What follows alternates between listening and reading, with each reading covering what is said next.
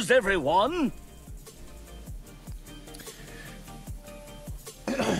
Yeah, if you ever have any news you would like me to talk about over here, just hit up the Discord. There is a Kids News Corner channel in there. Just drop whatever article and I will make sure we talk about it over here. It's the wiggly finger for me. That one. Let's go ahead and jump into this first one right off the bat. Slay the Spire devs follow through on abandoning Unity. So sometime last year, I don't remember when, but there was a little bit of a dust up, as it were, with the Unity devs. Well, not devs. Who the company who runs Unity? Who the fuck runs Unity? It's not Unity. Unity's not the company, right? Or is it? I don't know. People were pretty upset with Unity. Fucking, I don't know what to say here anymore. Unity runs Unity. Okay, well, they're dumb for naming their company and their product the same thing. Fucking idiots. God. People were pretty upset with Unity, and a lot of devs and game devs were kind of saying that they were going to go ahead and abandon Unity for one of the other different game engines. And apparently Slay the Spire devs are actually going to go through with it. They have a new game coming out next year, I think 2025, Slay the Spire 2. I'm assuming that is going to be running on something else. Beautiful. And I love them more for it. I agree, right? The just revealed Slay the Spire 2 won't be running on Unity, according to developer Megacrit. After its trailer ran during the III showcase, a representative told IGN the developer had indeed switched away from the previous game's engine. Instead, the studio is using Godot for the sequel. Beautiful. Yeah, they were very loud. I mean, there was a couple of really big companies that were kind of making us think about it, but I love it when a team actually follows through with some of this stuff, because sometimes it's a lot of words and people are like, whatevs. But nah, Megacrit was like, I said it, and I said it with my whole fucking chest. Last year, Unity became embroiled in controversy due to the change with its runtime fee policy. Several indie developers spoke against the changes, sometimes vulgarly,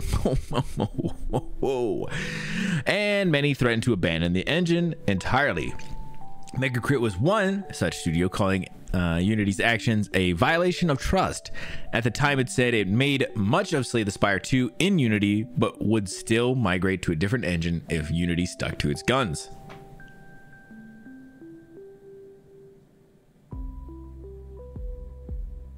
Godot? Oh, kind of like Gal Gadot's last name, huh? Interesting. I guess it's probably a similar origin, I'm guessing then.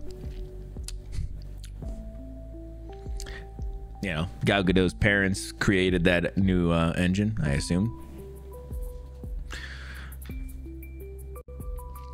During the controversy, the open source Godot advertised itself as a free alternative to Unity. It even went as far as to start up a development fund to sustain itself ahead of a potential widespread shift from Unity.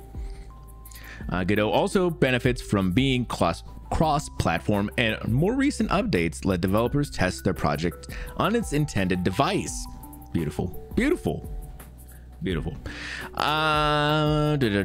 Damages was done. Megacrit committed to Godot, reflects the fractured develop. Yep. So very, very cool. I love to see that. I agree. People who were calling them out are actually sticking to their guns and not just going back to them because it's easy, and actually, doing the harder thing where, switching over to a brand new engine. That is huge. Takes a lot of balls, as it were. A lot of balls.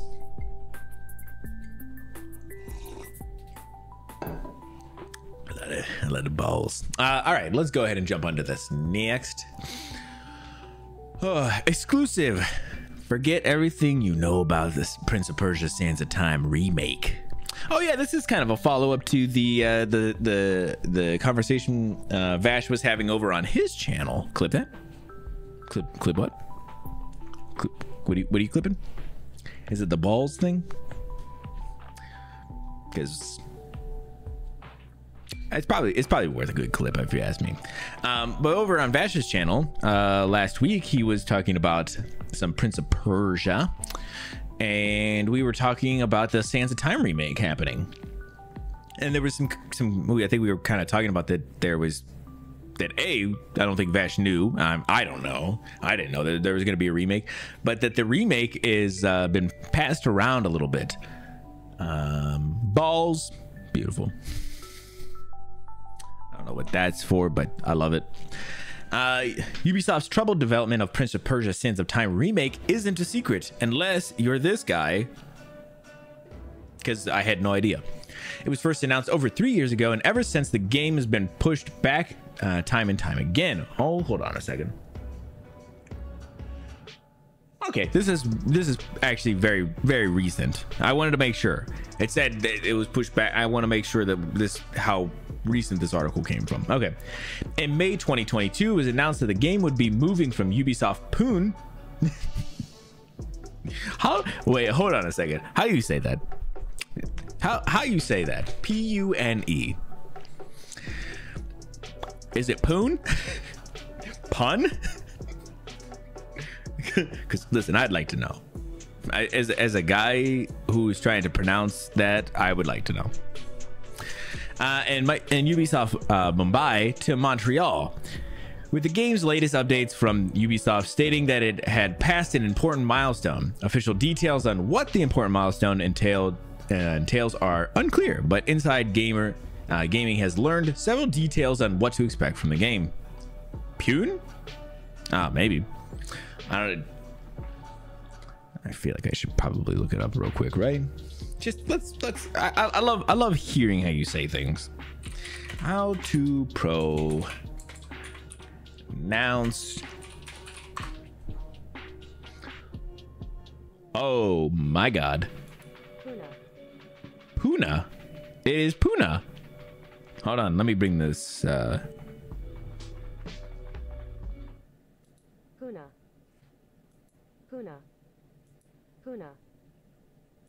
Puna. Yeah, Puna. All right. Interesting. That's even more weird than I expected. First, forget everything you've seen or heard from the reveal trailer. Okay, done. I didn't see the reveal trailer, so forgotten. As the remake has been remade from scratch, Ubisoft official announcement on the change of developers said that Montreal would be rebuilding upon the work already done by Ubisoft Mumbai and Pune. But from when we've been able to gather, it's been completely redone. Footage sent to Insider Gaming under the condition that it does not go public shows the game is somewhat still in an early stage, missing textures, assets, etc., and is unfortunately likely a ways off from a release. This came out a couple of days ago, maybe a week ago at most, so I guess we are very, very far away. Dislike that? What do you mean?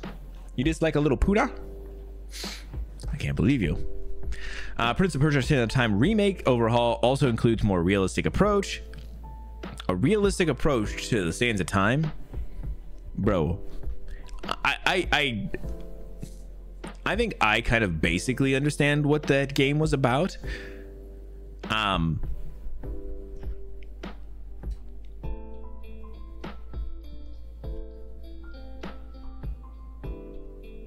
I don't know.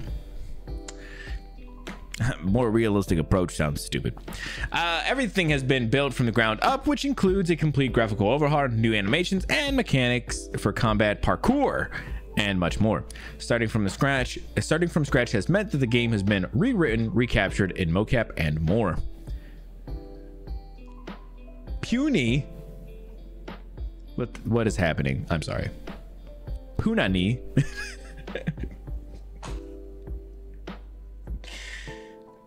I see what you're doing to me, you son of a bitch.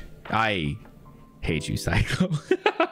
All right, nobody clip that one. That one's not allowed. I swear to God, you guys are dicks.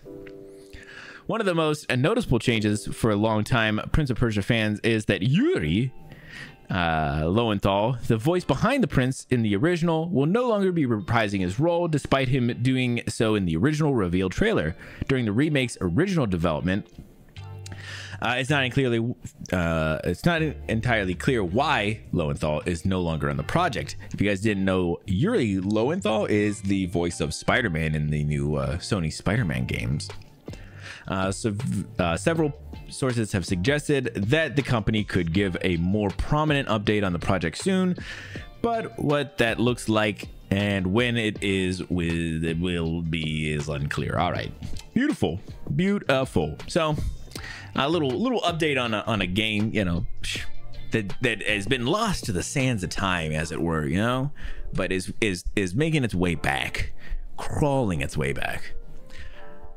And you know, we're all just glad for it, especially us who totally never played this Prince of Persia game. But yeah, if they do end up showing something else about it at some point, I would love to check it out.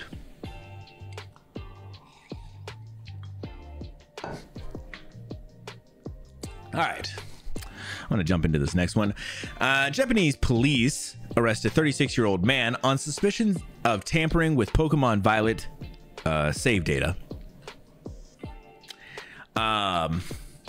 Listen, I don't want to ever, you know, incriminate myself. So I totally have never messed with Pokemon save data. I didn't realize that it was something where you could get arrested. I didn't know that, you know. That was a my bad thing. I didn't realize.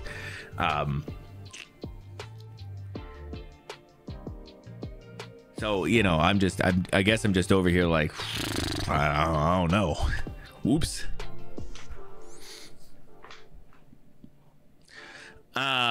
Police in Japan have arrested a 36-year-old man on suspicion of selling illegally modified Pokemon save data to customers online. Oh, okay. Well, listen. Okay, this makes more sense. That makes more sense. A practice which is banned under the country's 2019 Unfair Competition Prevention Act. Okay, so listen, I saw this and I kind of knew that there was going to be something kind of weird with it. It wasn't going to be a straight up just the guy was tampering with the save and whatever. But so he is essentially doing something, messing with some kind of part of the save data and then selling it. I assume there's probably more to it than that. As reported by the Japanese website NHK News and translated by Automaton. Uh-oh, that's suspicious. The suspect was apprehended by the police on April 9th after a police cyber patrol discovered evidence that the individual had used special tools to illegally modify save data for Pokemon Violet in order to change Pokemon movesets. Regular Automaton. All right, well, you know, listen. A 36-year-old man was arrested for selling illegally modified Pokemon save data. Perfectly normal automatons, right? Right. I understand. I agree. So the guy was, I'm kind of still confused on, so he was modifying these and then who was he selling these to? The 36-year-old allegedly took customer orders for rare Pokemon and sold the resulting tampering data between December 2022 and March 2023 for up to 13,000 yen, which is about $84. A time on a website that served as a marketplace for video game assets and items. He also offered deals in which 6 Pokemon would be created for the equivalent of roughly $30 in yen. Interesting.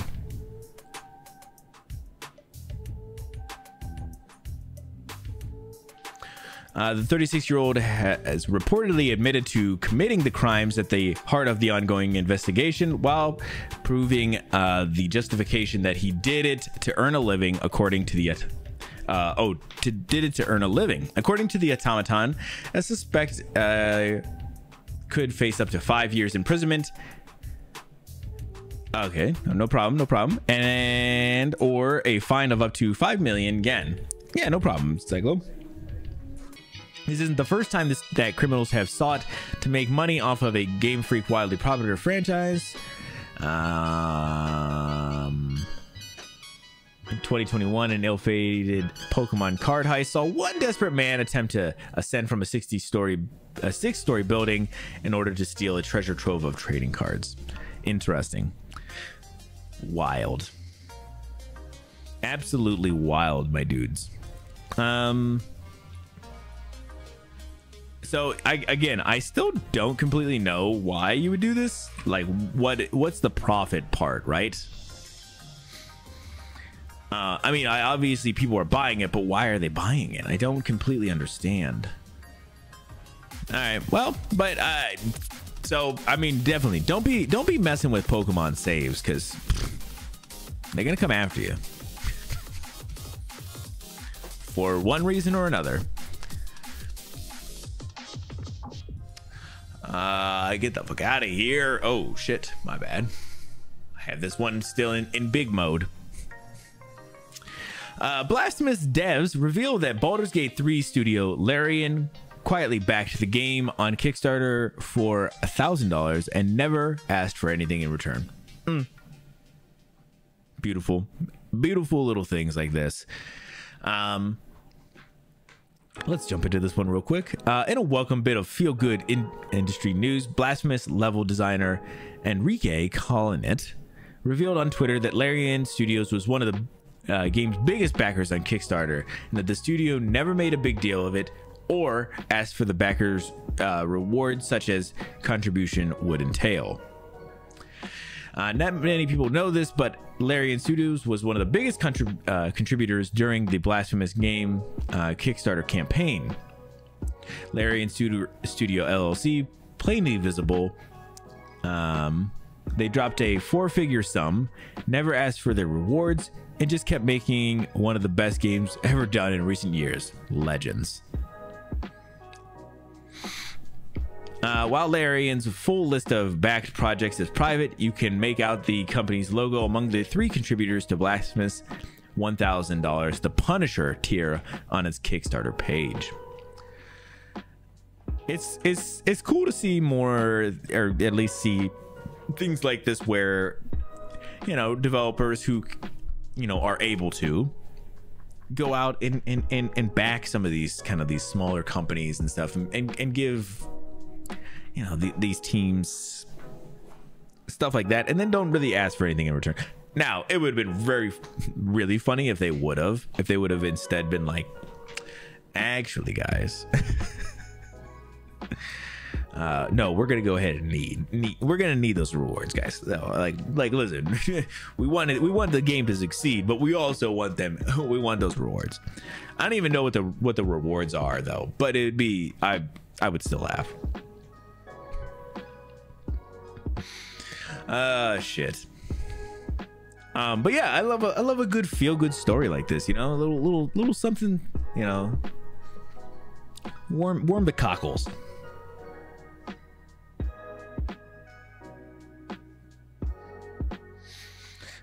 The old, you must name 6 scares Larian or Baldur's. And there must be at least 3.5 gates. All right, you know, obviously. Yeah, I mean, listen, what is the, I don't even know what the tier, what that $1,000 tier, like what the rewards were, but I bet you it was pretty cool. I bet you I could probably look it up, right?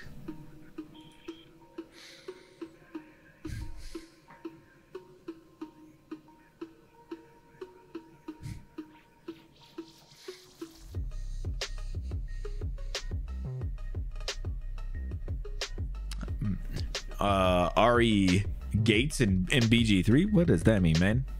Not a lot of gates. What? There better be that. That's messed up, man. It's messed up.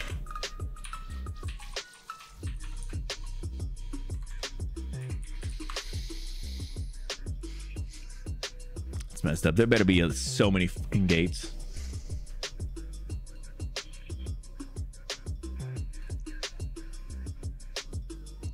All right, where's the punishing tier, whatever they called it?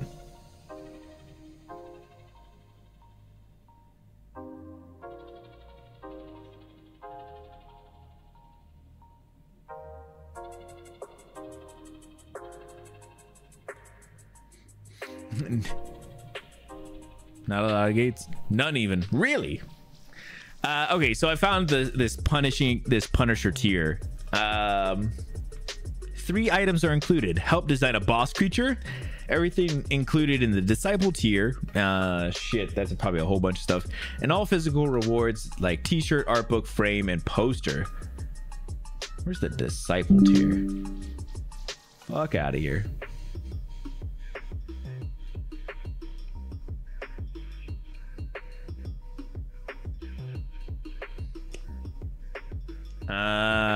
Alpha / early access version of the game. Download monthly builds and development prototypes. And everything in the follower tier. What's the follower tier? Beta access, digital download of the OST, access to development forums and chat servers. Your name will appear in credits, and everything included in Pentiment. Fuck, there's too many of these things. Just seeing if there's anything else. Digital download of the game, instructions, PDFs, wallpapers, ringtones, other digital goodies. Sorry, I was interested, you know. Asterion in there. Wouldn't that be funny? They just fucking put their own guy in there. Shit.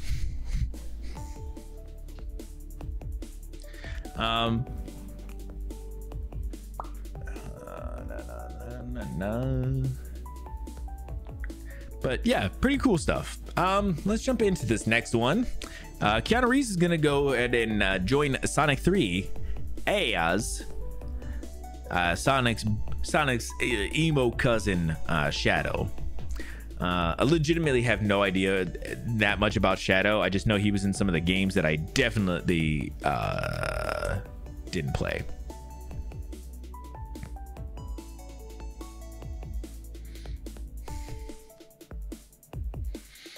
Redacted. Perfect. I didn't even want to know, man. You keep redacting, my dude. Keanu Reeves is speeding along to another franchise with the John Wick star headed to Sonic the Hedgehog 3. He will be voicing the popular character Shadow, multiple source tell Hollywood Reporter. Spoilies! Yes, exactly. That's why I don't want to know, man, because maybe one day I will play Baldur's Gate 3. The news comes on the heels of a jam-packed CinemaCon presentation from Paramount last week, when the studio debuted the first footage of Sonic 3. This includes the revelation that Dr. Robotnik, played by Jim Carrey, was depressed and out of shape after the events of Sonic 2, but gets his groove back thanks to creating Shadow the Hedgehog, a character first introduced in the video games in 2001's Sonic Adventure 2, which I did not play. The character is in many ways the anti-Sonic, dark and edgy, while mirroring the hero's powers. Damn, bro, he's so dark and edgy. Oh my god. Could you imagine? Oh. Yeah, I saw the first Sonic movie. I never saw any of the other. I mean, the second one, I never saw it. I don't know if I'll ever see, the third, but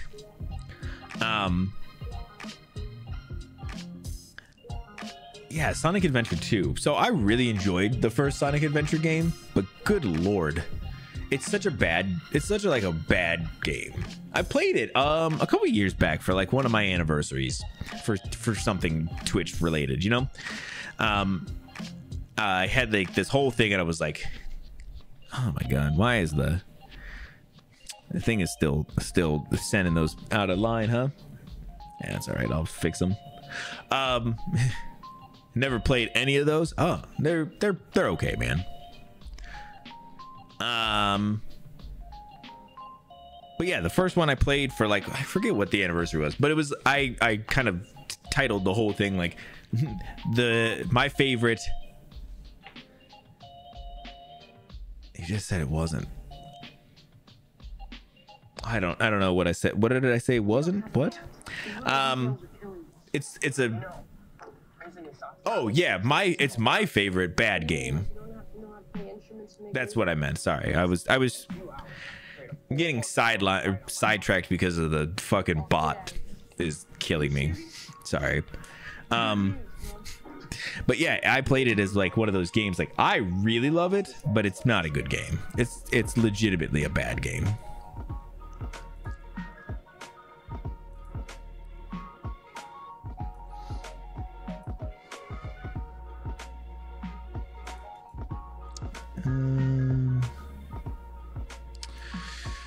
Oh shit.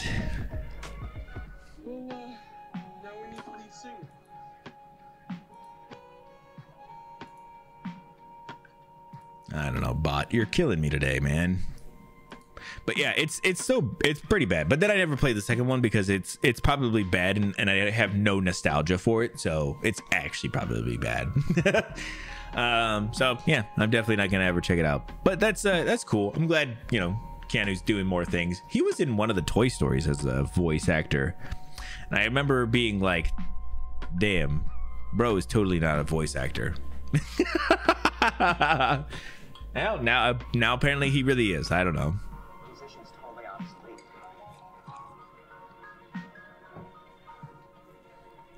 Also, I see this stream is stabilizing a little bit with the rates, the bit rate. It's definitely, like I said, bad, but at least it's manageable right now, so I'll take that at least.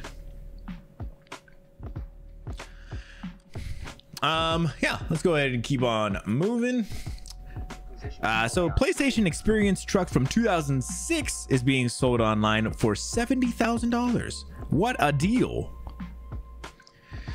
For a bit now. Good. I'm glad. Like I said, I'm hoping it still looks pretty decent. You know, I'll take whatever I can get at this point. All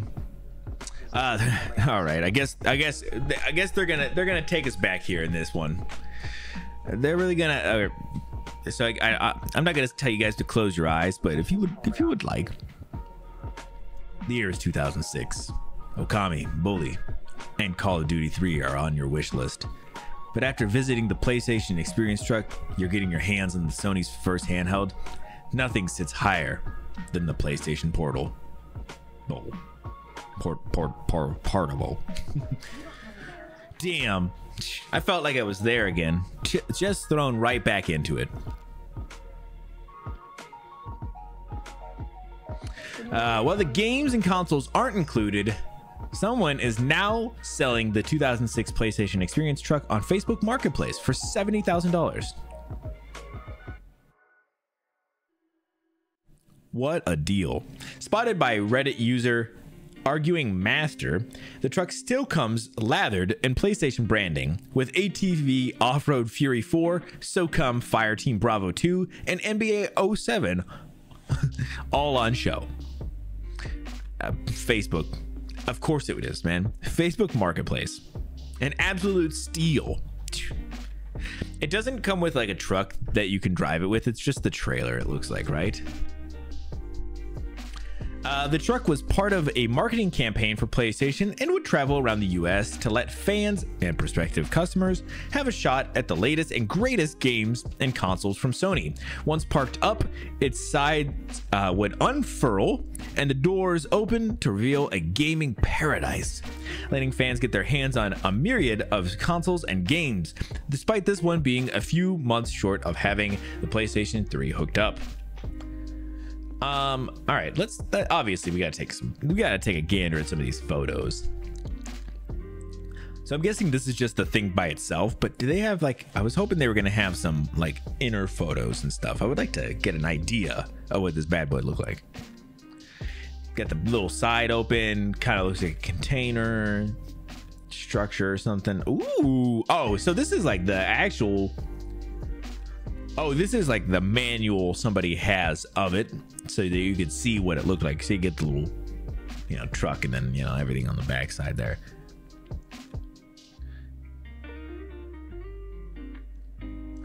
Oh, so this is this inside of the actual trunk? Damn, that's kind of sick, actually.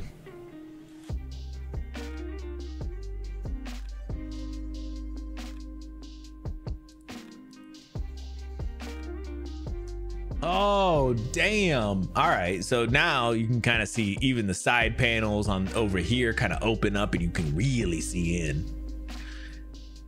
Damn, I was really hoping to see kind of one in the heyday. Also, I did not realize what this was.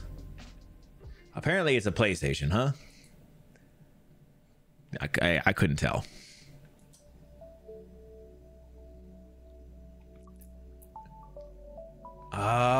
Oh shit. Damn, they actually have like everything inside there too, like the actual TVs and everything still. That was kind of sick, actually. Damn. Turn into a sick camper with a bunch of TVs. You can get a little bit of a LAN party going. That'd be kind of sick.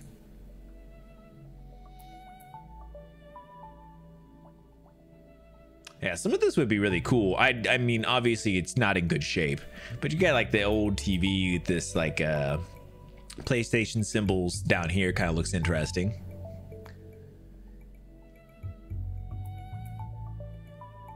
Man, it's so weird. Is that same spot that thing just swivels or something? It probably does. Oh man. Yeah, that's what that looks like. It looks like it fucking swivels. That's so weird. Exit only. ATV 4 Fury Road. Oh, Road Fury, sorry. Yeah, pretty wild. I'd love to see one of these in its heyday, you know? But yeah, if you guys are looking for one, you know, you were like, hey, I was trying to find the PlayStation Experience truck from 2006. Apparently, hit up Facebook Marketplace. They got one, a quick 70,000. You could probably make a deal for it for maybe like 60, 67 or something, you know?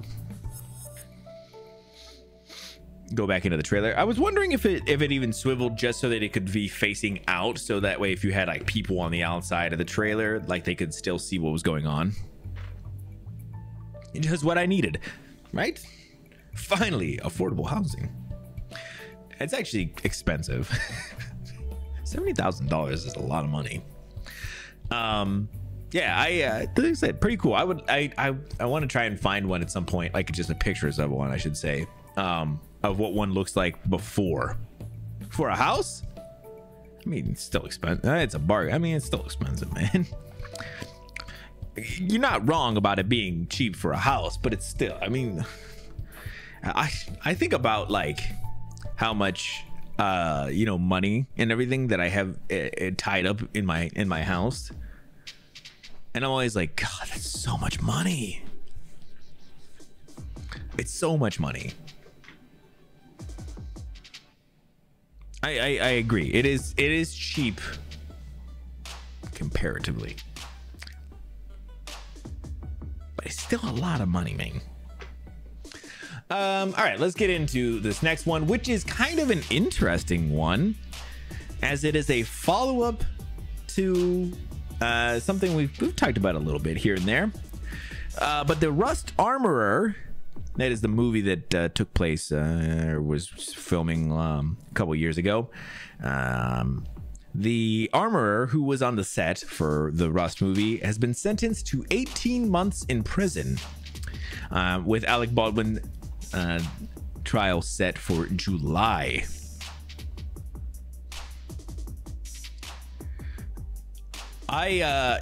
So what was it, 2021? Okay, yeah, so there's a movie they're shooting, you know, back in 2021. Alec Baldwin is out on the set, and I believe he was using the gun on set and shoots and kills somebody on set. I don't know how many more times I can say on set. Didn't mean to keep on saying on set, but I'm going to keep on saying on set.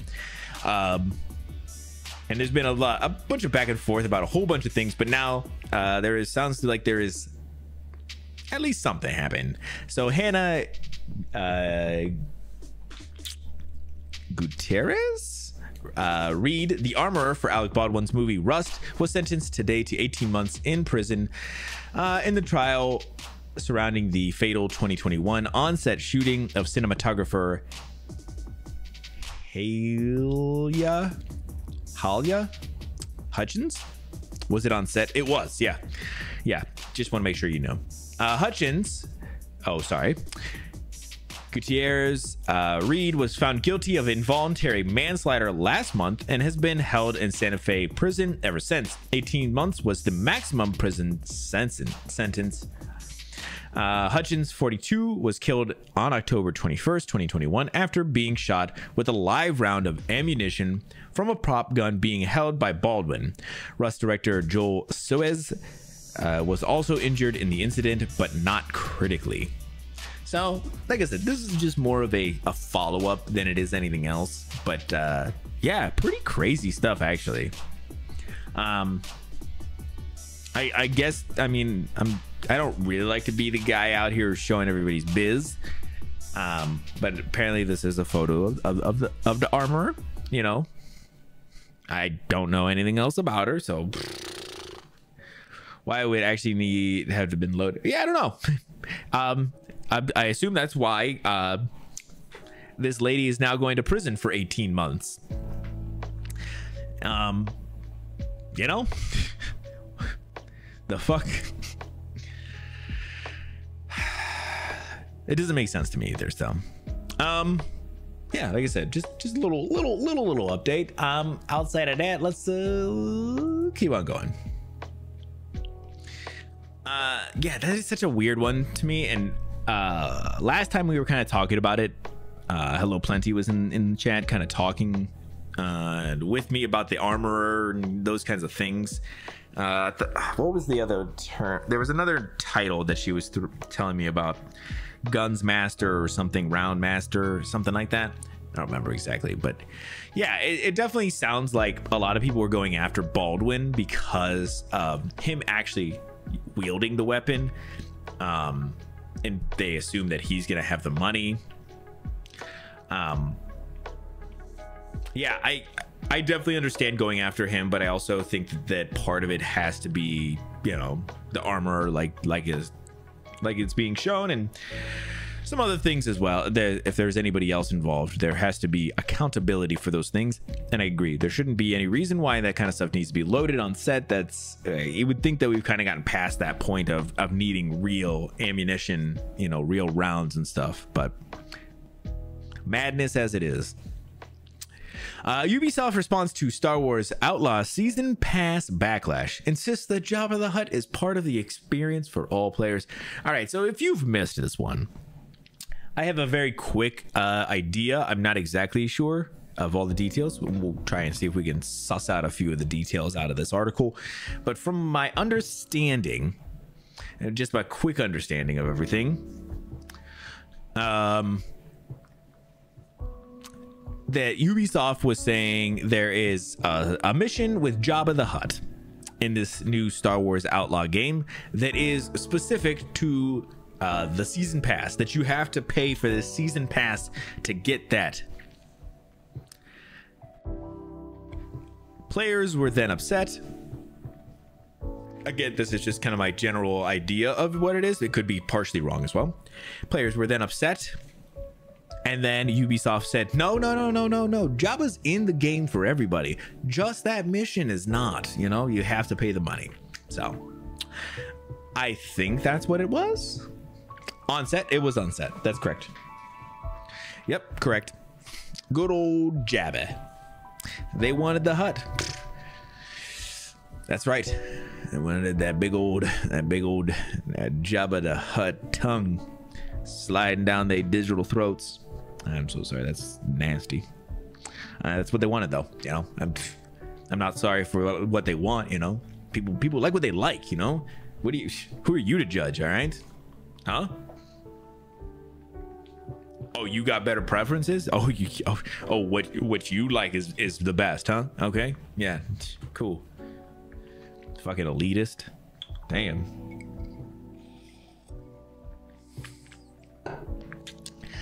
This image I needed in my head before bed, right? I know. Listen, there's at least somebody out there who's got a Jabba I don't want to use the words I want to use, but preference. See, I tied that one up beautifully.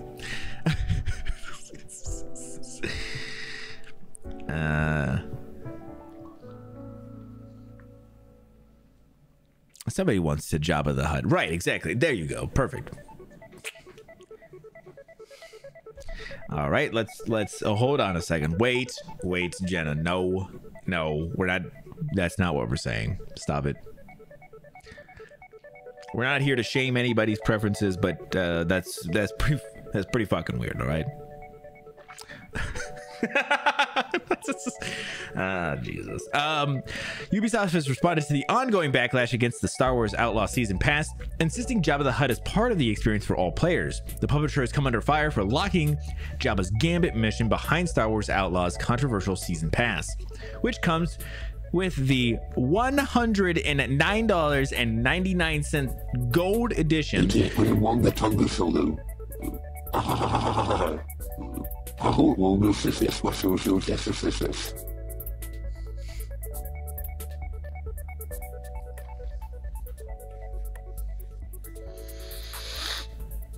Oh, okay. All right.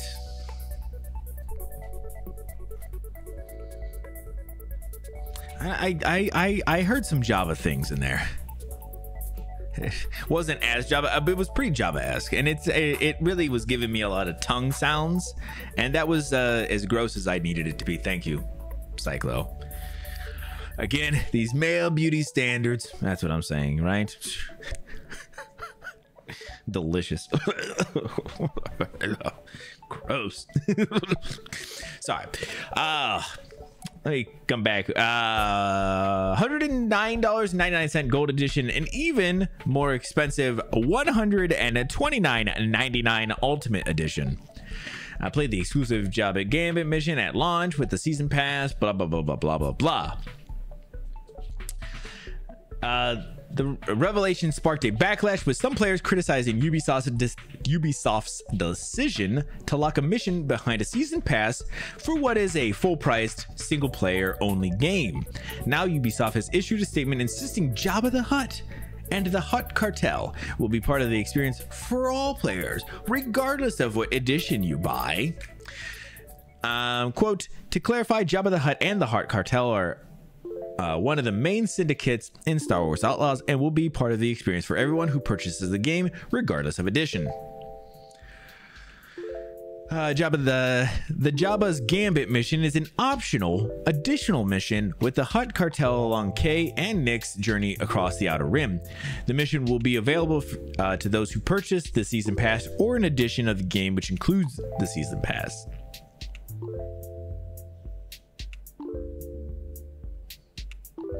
The scope of the mission remains unclear, leaving those who did not buy the season pass unsure of what they're missing out on. Well, that's, I think, I'm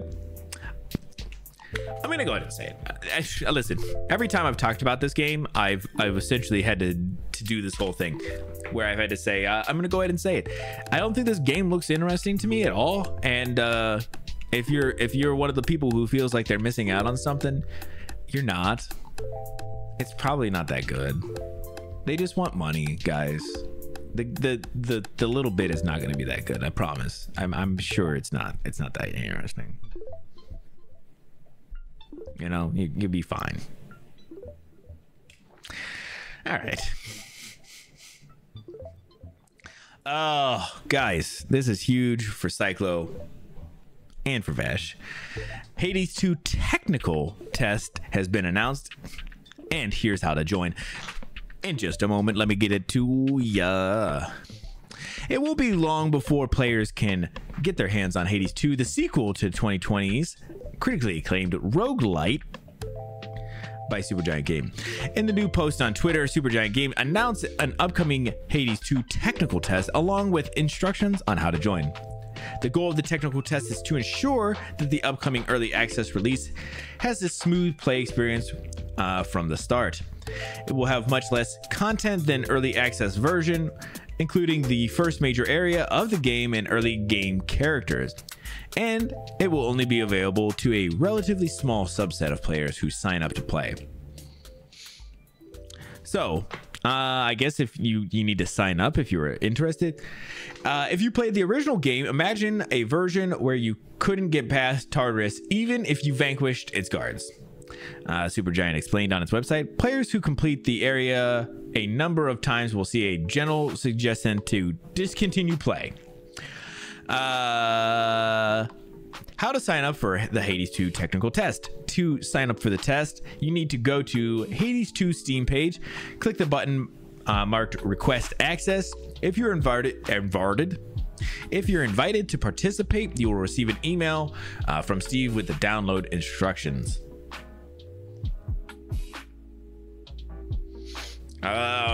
Wait for a more finished gameplay game to enjoy. Look at this fucking guy. Look at him. Look at this guy. He fucking likes to wait for finished games. What a loser. Could you imagine? Do you get chosen? Or yeah, technically I guess you have to sign up for it, but you do get chosen. So not just get a little taste. Fucking guy doesn't even want to. He doesn't want to be teased. A little sippy sip. He doesn't even want it. Yeah, I figured this is not actually something that interesting for you guys, but I wanted to make sure I talked about it. So if anybody actually is interested, just get a little test in. You just got to go over to the Steam page and mark the button that says Request Access, and then just hope you're chosen. But 100%, I totally understand. I'm obviously just teasing. Maybe a sip and toss, I don't know. That feels like it might be coded with something else, not like in a bad way, but like in a way that I don't understand because I'm kind of old at this point, getting a little up there. I don't understand what the words mean. Kids could be saying this and I have no idea.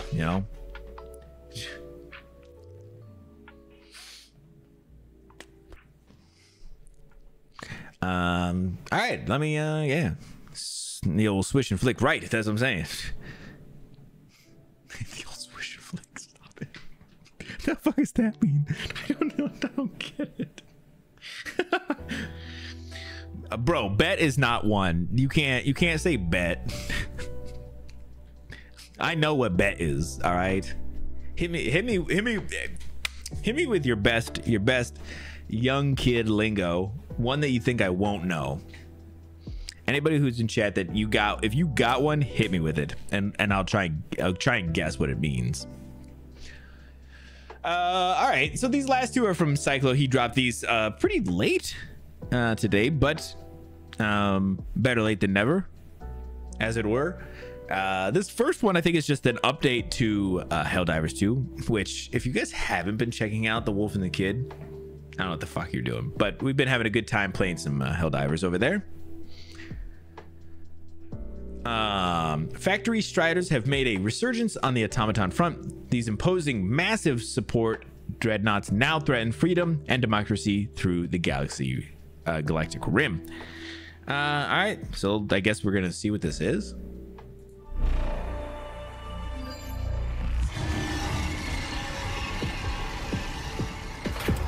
What the fuck are these?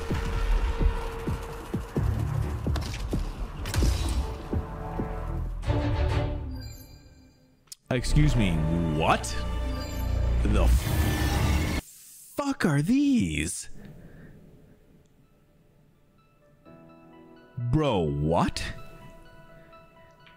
So now they got dog like AT-ATs that just drop fucking bros in the middle of areas. Motherfuckers. God, these fucking robots. Fuck these fucking robots, God damn it. Yeah, pretty interesting stuff. This game has been really awesome. I'm glad they're doing a lot of these little updates and stuff. Yeah, just good times. Just dropping bros. That's what I'm saying. Just dropping them. Just absolutely dropping dudes, you know? Just dropping the boys. Just taking the boys out for a drive and then just dropping them off, you know? Yeah? That's what you do with the boys. You just drop them.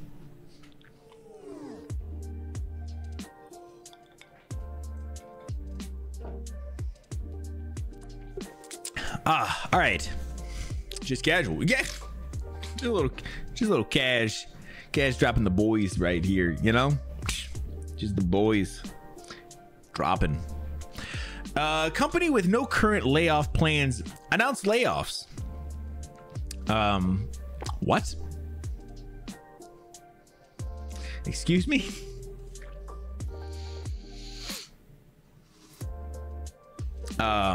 What?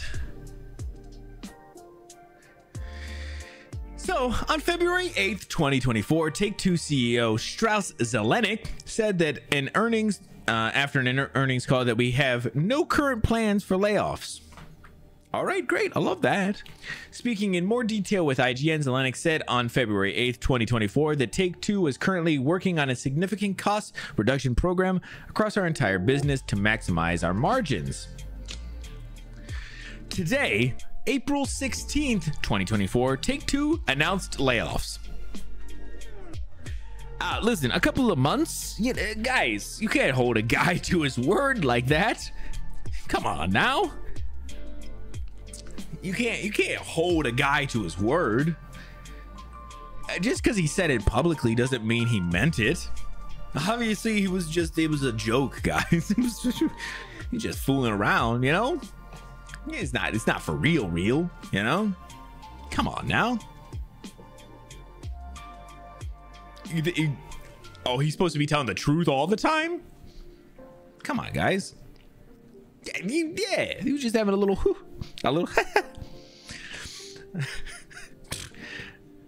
Could you imagine being a CEO and having to tell the truth all the time?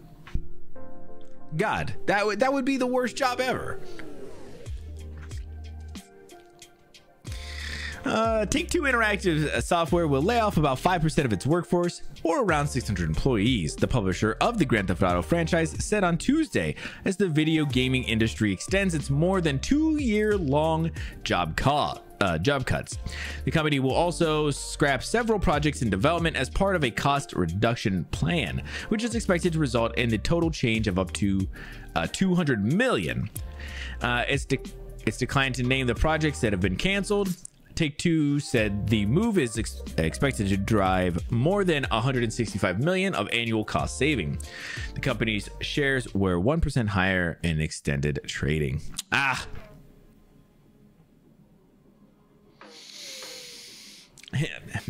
Imagine it, and being honest, right? Imagine that's what you had to do. He also, yeah, he was like, Uno reverse.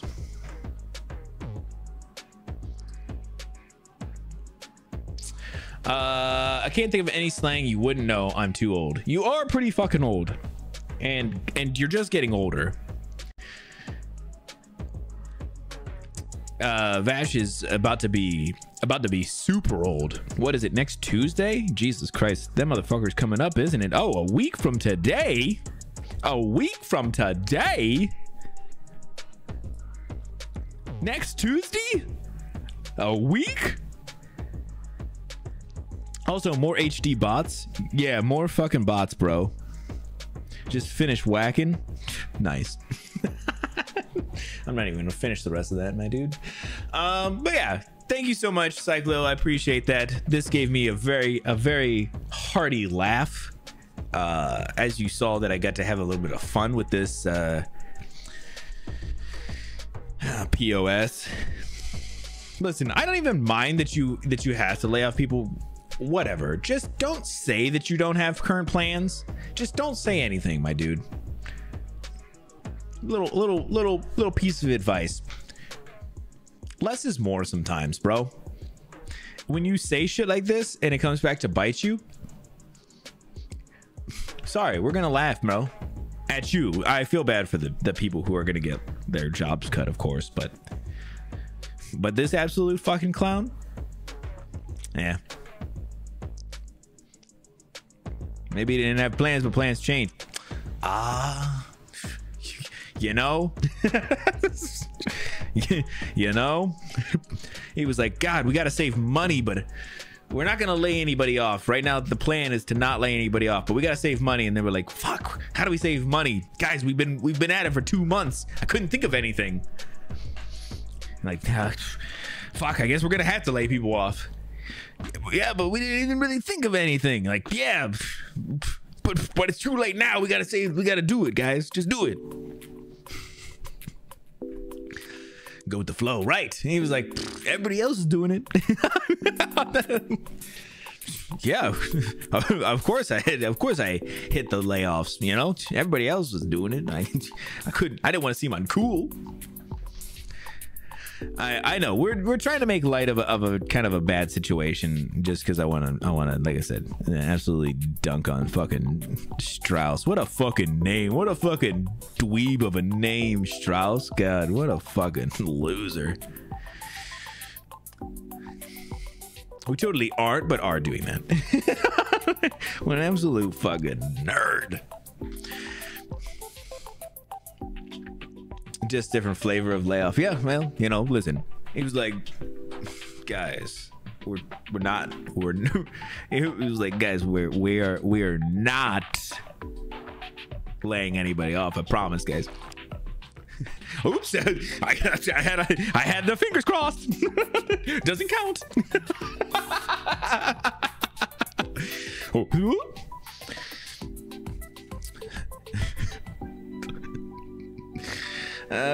Shit. Yeah, all right, that's gonna go ahead and wrap it up for the news today. Thank you guys so much for coming and hanging out. I appreciate y'all sticking through the technical issues. Looks like our things are running much more smooth. I appreciate y'all again. Thank you. We'll go ahead and get into this game called Viewfinder in just a little bit. We'll take a little hangout, a little break before we do all that. But yeah, like I said, that's gonna go ahead and wrap it up for the news. Thank you all so much for coming out.